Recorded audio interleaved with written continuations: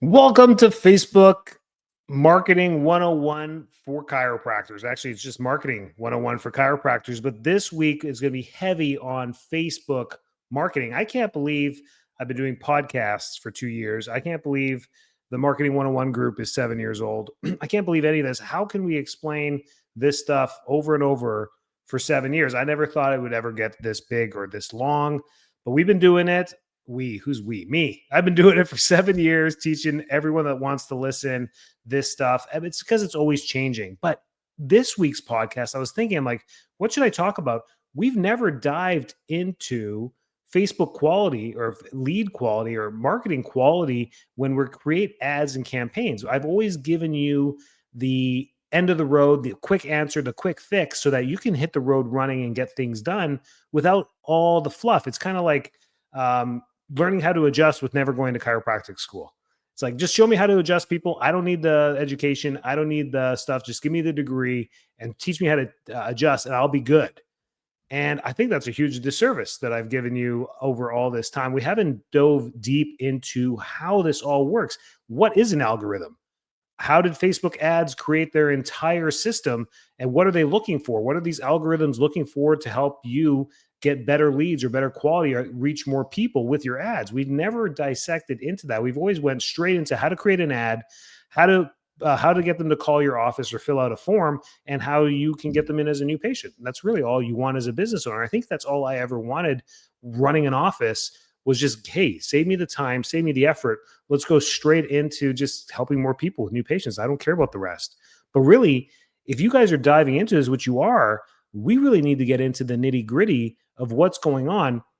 So this topic for this week is, Facebook ad quality and how troubleshooting can decline your leads if you don't troubleshoot properly. Let's go through that. Understanding what Facebook ads really are, what the quality is, how it impacts your leads.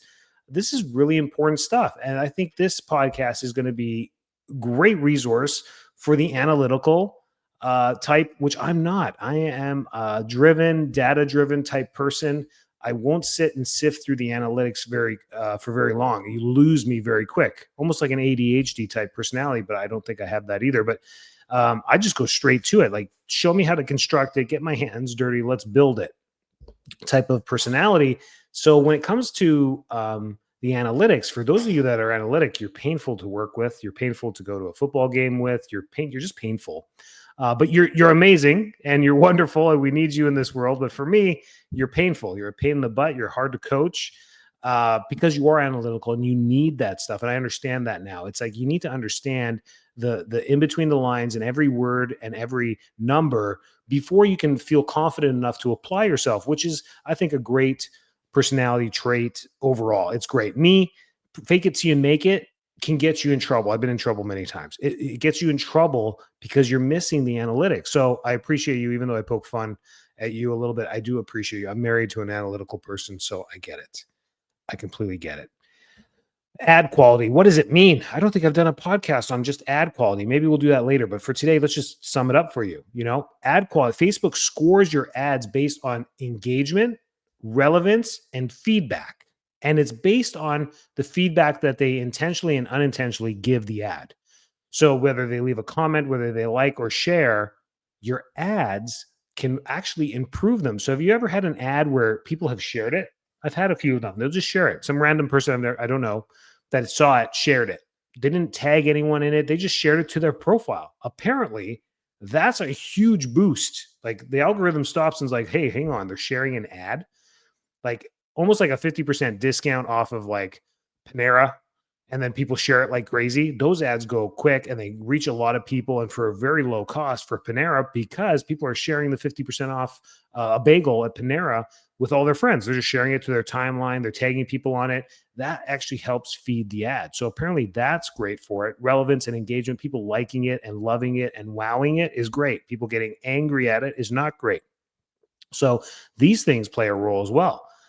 So some signs you can look at when your ad is dropping or the quality is decreasing is just, you can see it through it. You'll get a higher cost per lead. We know that. That's what you guys all look at. You're good at that because you find out that, okay, $19 or $27 or $32 is your cost per lead.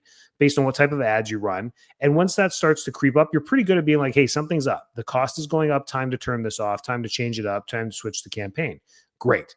Lower reach impressions. You got to keep an eye on the reach impressions. So what I like to do is go back and like 2 months ago and run my stats for January just on that same ad to just change the date range from January 1st to January 31st. Look at that impressions. How much did we get for that ad spend?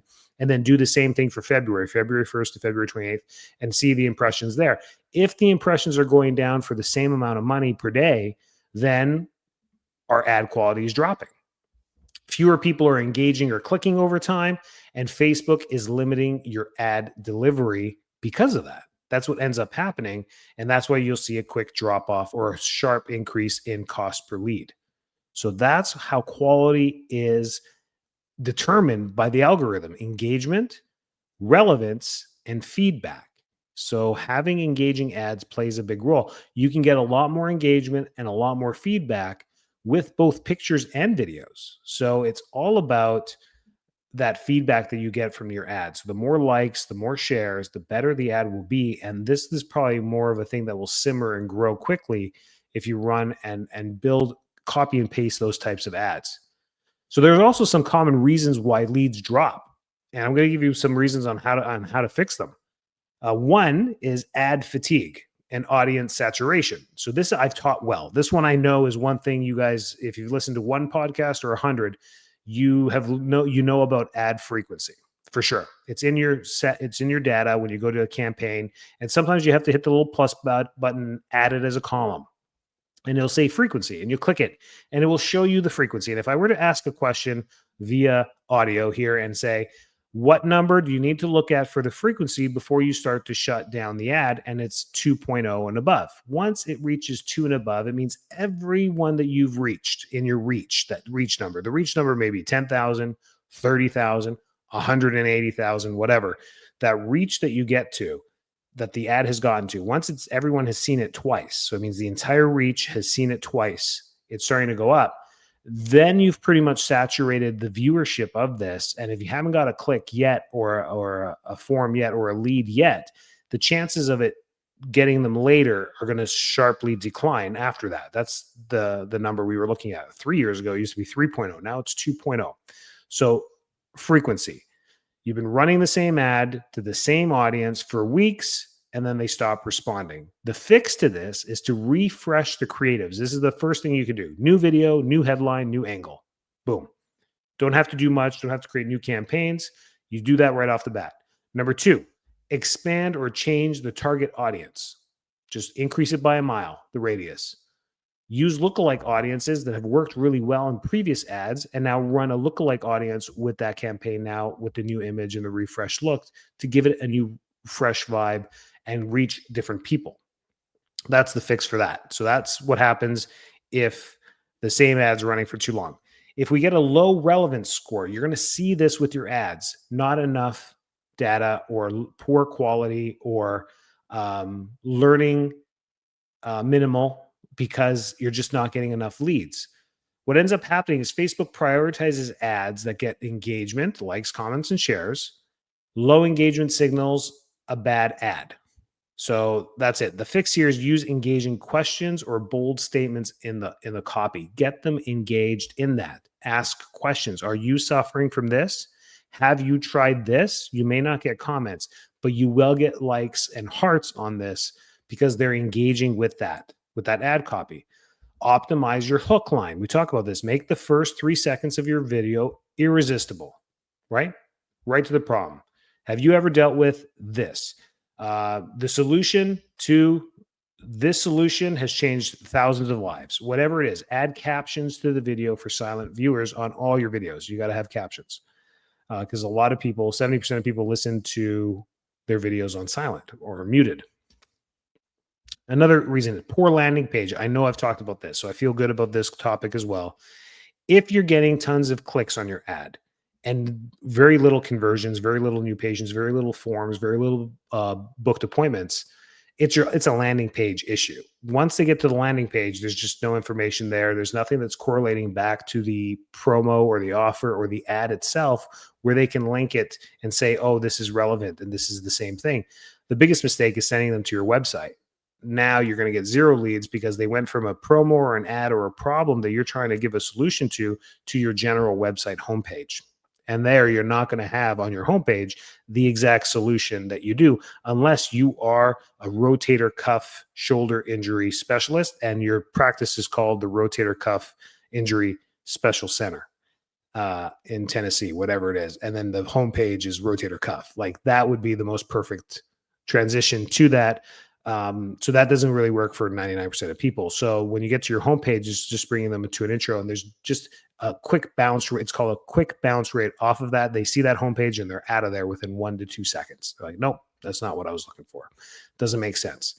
So poor landing page. Ensure your landing page loads fast. It's got to be in under 2 seconds. Remove distractions. Keep it simple with a clear call to action right there in the middle. That's what I mean by a landing page. So when I think landing pages, I think early on ClickFunnels. This is why Brunson got so popular so fast and is a multimillionaire, because he solved the problem for websites. So once you clicked on an ad, an advertisement on Facebook, you went to the ClickFunnels web and it was straight to what we now call a form. The call to action was right there in bold. Get your $49 special right here. Fill in your name, phone number, email. It's auto-filled. It was easy. It was huge for the whole industry. And that's what I call a call to action. Simple. When they get there, very little friction to transaction and they're in. So match your ads promise with the landing page content. That's the 3 fixes for a landing page type issue. Another one, which is not as important for many of you, is ad violations.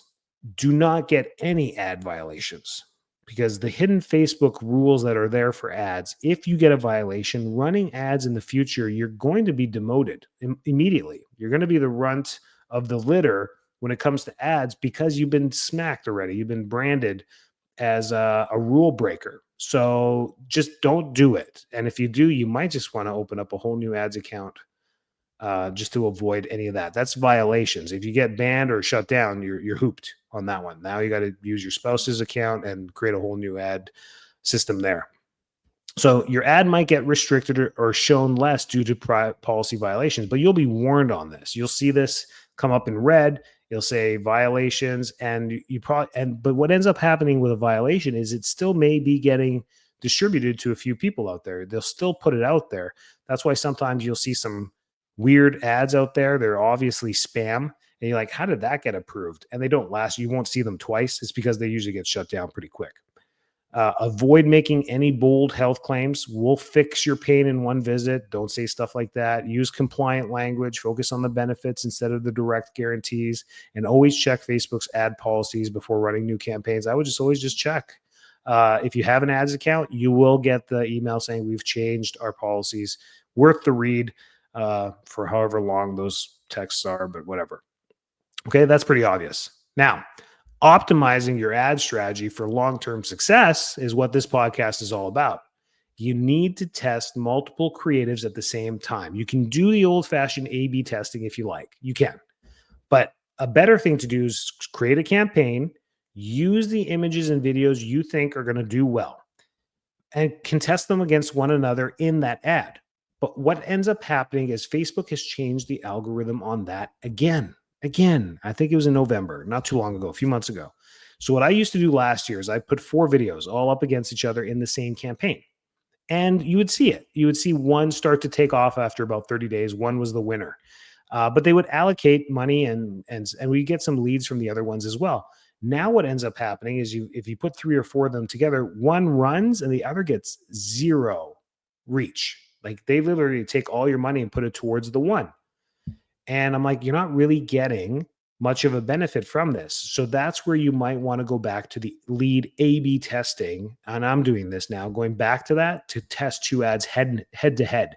And what that does is it triggers Facebook ads to equally distribute the funds that you want to put, whether it's $30 each or whether it's $30 between the 2, whatever it is per day, and compete it against one another and try and get equal impressions, equal reach between the 2 so you can get a true sense of what's happening so that you get your link clicks and your leads there. One will get 9 leads, one will get 2, and you'll be like, well, we have a clean winner here. The 9's the winner, and it's getting leads at $19, and the other one is getting two for $57 each. And you're like, okay, well, there's our winner. That's the winning ad. Now, how do we make that better? You take that one, you run a campaign, and then that's where you maybe want to put other videos against that as well. Make sense? It's almost like an NCAA tournament bracket of ads. You want to just pit them all against each other. The winner moves into the next bracket. You pit them all against each other, and another one moves in. And then you get this final, Elite Eight or Sweet 16 of ads that you're like, okay, I got these 16 ads that are winners, that are the top 16, and we're going to rotate these through the year. And now you're not reinventing the wheel all the time. You can just recreate them and change the ad copy. That's a great strategy for long-term success.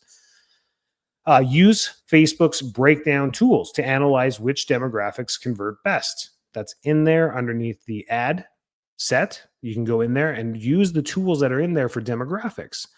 Usually age is a good thing, and you can target. I would pick one or two things that you want to target, but don't go through income or any of those types of things as far as people's education levels, because then you really minimize it and kind of skew. You might miss out on some great leads that come out that way. I keep it very bare when it comes to that. Monitor the frequency score. We talked about that. Leverage retargeting ads. We talked about that. And use lead form ads versus landing pages to see which one converts better for your clinic. And I know I've talked about that. Lots of podcasts on frequency score, retargeting, and lead form versus landing pages. So go ahead and listen to those. Those are great ones as well. So ad quality matters. Small tweaks can revive a struggling ad. It doesn't all have to be burned to the ground. Small tweaks, change the ad copy.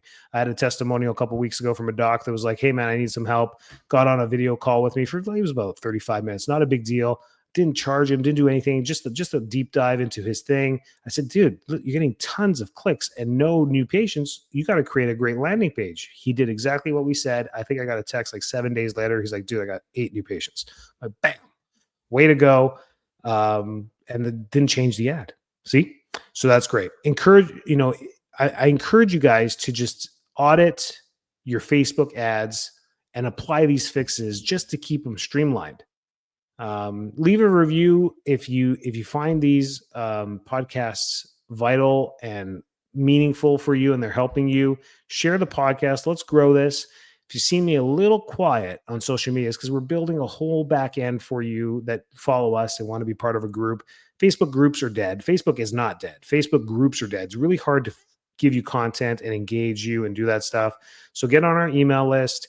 Make sure we have your email, because we're going to use email to get directly into your inbox. And then we're creating something on school or on high-level communities, one or the other. I'm actually building both, testing, A/B testing, to see which one is going to be functional. And then we're going to move everything in there, the Monday adjusting successes, the daily tips, all the free courses I have in there. They're all going to be in there for your disposal to use easier, more like a web page that you just go into, log into, and it's your portal. You're in there, and then we can deep dive together in there so you can see stuff and build stuff. It's going to be better. It's going to be a little bit of a new learning curve for people to log into instead of going to Facebook, but you're not seeing my notifications anyway. So let's create a whole new place that we can go to and learn and grow together.